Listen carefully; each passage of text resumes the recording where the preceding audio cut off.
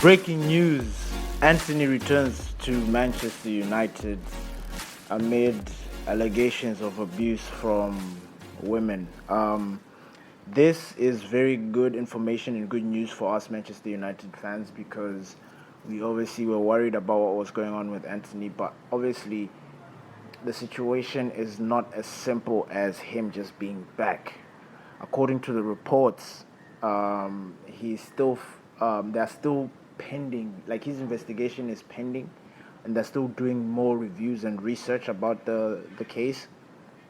So Antony, even though he's back at Manchester United to resume with the first team and everything, I don't think he will be selected because, as the report says, that he might not be available for Palace and also not be available to train, even though he was back. But because he has cooperated with the police in Brazil and the police in Manchester United, they've cleared him to resume duties as an employee of Manchester United, and they're still investigating the situation. So, based on what we had spoken about in the match preview, I guess it's safe to say that maybe Mount will be in that right position because obviously Mount or Bruno, and then the substitute will be Pelestri. Or Pelestri will start, and then I don't know, but then it's one or the other between those two. Or maybe the gaffer is going to change direction. Because here's another hammer blow. This is breaking news. This just came out very, very recent. Regulon. Remember I was saying that Regulon was ill and he just needed to get better, and that's why he played and then he was substituted off. But it turns out that he sustained an injury. It is very minor, but they're just taking precautions. So he is not going to be available for Palace, and I think even at Galatasaray, he's not going to be available. So at the very current moment, we are without senior left backs, which means it's a tricky one. I don't know if the gaffer is going to decide to make Amrabat a left back and then have the same situation that we did in the previous game, or he will just put Lindelof there and then he will go either with Maguire or Evans because I'm sure we'll be able to protect our defense if Maguire is on there, for example. But I think Lindelof could do a job there. He did a pretty good job the other time when he came on as a substitute. But I don't know. Maybe we could put Dalot that side and then maybe put Lindelof on the right because he's right-footed, and because Dalot has already played in the left position and he might be able to do a better job. But either way, I just see one or the other being there. Or he will go with Amrabat because that's another concern for me. Like I will get it, I will understand it, but then I'll be like, that's almost like leaving a position, which means maybe a Scott McTominay, since he's back, when Eriksen will be now filtered into the midfield, which I don't want. I want Amrabat to be that main guy, the guy that is there in that midfield with Casemiro dictating the game. So it's going to be a very, very tricky one. So, but it's definitely a boost. It's definitely a boost because, at some point you just started looking at Manchester United. You'd be like, we have players, but it seems like they've been pulled away because of something. Be it Rashford is not firing on all cylinders, Antony with his situation, Casemiro, apparently people were saying he's almost finished. Bruno Fernandes, there's room.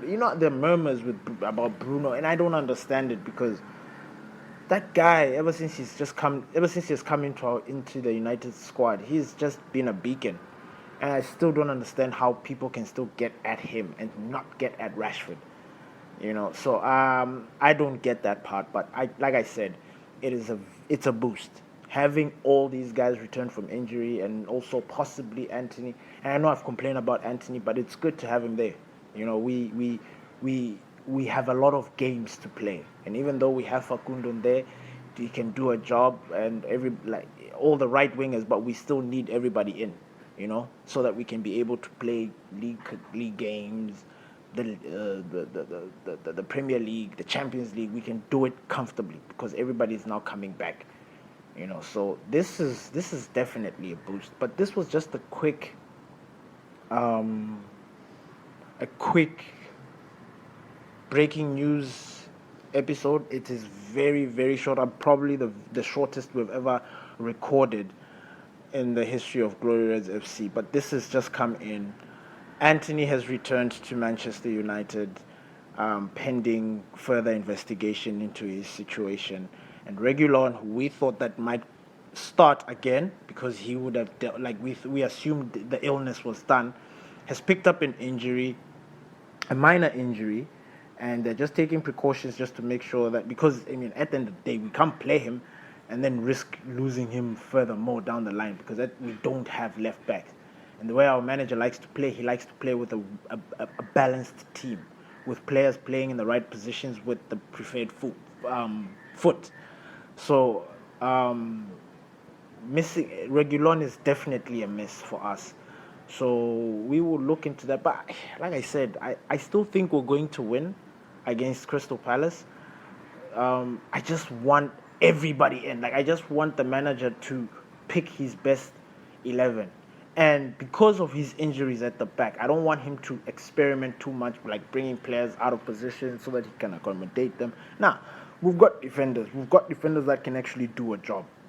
You look at Man City, you look at Liverpool, you look at all these other teams where when their main defender is injured or something like that, or if they're starting, they just put somebody in there. You look at James Garner at Everton. He started off as a right back, but he's a midfielder. I don't know where this Pep Guardiola is really messing with people, because he created something, this false fullback midfielder, inverted whatever you want to call it, where fullback can enter into the midfield and dictate things and push and come back. He's created something, and now everybody's experimenting with it. Now, you could say Pep Guardiola could afford to do that because he had the right player for it. We are now experimenting with players that we just assume or think that they can do a job. Yes, they can do a job, but they're doing it just because they're being told to do it. Why don't we play our players to their strengths? You see? Amrabat, I swear, go back and check his interview, the one that he talked about, saying that I can play in any position. I'll play where the manager wants me to play. Which one is a very good quality in a player, because you need a player with versatility. You need a player, there are those crunch times when the crazy injuries, things just don't make sense in the squad, and then you've got this player that can play in multiple positions comfortably and be able to do a job.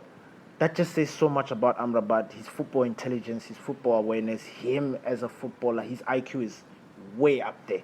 But at the same time, he says that I like to operate from the midfield. He said it I played left back, yes, but you saw that I was drifting into the middle and trying to help. I am that player that looks for the ball. I like to be on the ball. I want the ball. All our mishaps that we've been having since we started this season have been in the midfield. Why not just put that cock? Why don't we just block that situation? Put an end to people overrunning our midfield. Just put Amrabat there. He does the job. We are safe. We unlock the other players. Because I'm guessing now, because our midfield was always overrun, always players were just going through, it forced the other players to get out of position to try and defend, and there was just this whole mess. But now you have these players that can play in that position very, very diligently and play it with aplomb. Use it. Use the right players in the right positions. Play them. I honestly believe that this Manchester United, with Amrabat, Casemiro, we can really dominate certain games. Even the top 6, the top whatever teams, those that are up there, the Liverpools, the Man City, we can give them a run for their money with the squad that we've got. But we need to start getting into a rhythm. We need to start getting our players getting used to a certain thing. The manager has not really been able to implement his football, Ten Hag football. We haven't seen it, honestly.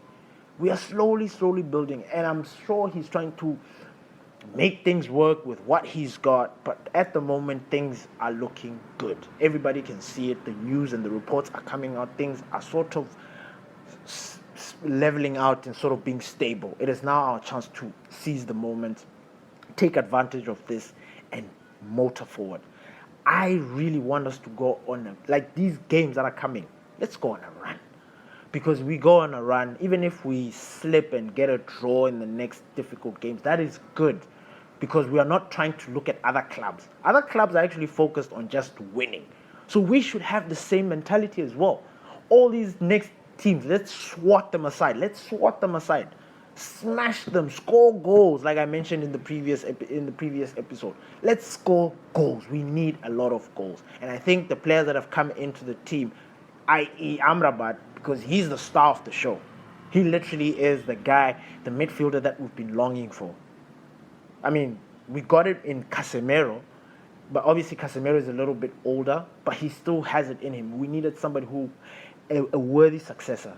And still, I would still argue that we still need another CDM. But some of you would say that's where Kobe Mainu comes in, that's where Dan Gore come in. That's all well and good. But you know what I mean? That's the most important position that we really need to secure. We really need a healthy roster of defensive midfielders in Manchester United, because that is the most. You look at all the top teams, they have a defensive midfielder who runs the show, and then you have another number 8 next to him, another workhorse. It is the thing. Now that is the way. Now you have two. You can easily say number 8 or 2 box-to-boxes who can actually be CDM, who are specialist CDM, but have got a range of passing, playing style. Like they can go forward, they can come back, all of that. That is the new. If you have 2, and then you have a technically gifted or a chance magnet in a number 10, that is the midfield that you want. That's all. That's what all these other these top teams are now having. You look at Arsenal last season, they had Partey and Xhaka, and then they unleashed Odegaard. Man City, they had Rodrigo, Gundogan, and KDB. Liverpool can take a piss, but they used to have, back in the days when Liverpool was doing its thing, they had Fabinho, Henderson, and Gini Wijnaldum. You know, it was a very strong. You know, the 2 number 8s in them were like the Gini and Henderson. They could go box to box, and then they had a defensive midfielder where, you know, so we do need that, and I think we do have that. So I'm really, really happy, and I could be naive, which I do not want to be, and I don't think I am, just based on the evidence. I mean, obviously this game week is going to actually show us again, because it's like with Manchester United, we've reached a point where we have to always look at the next game and see if we're improving. But so far, we are.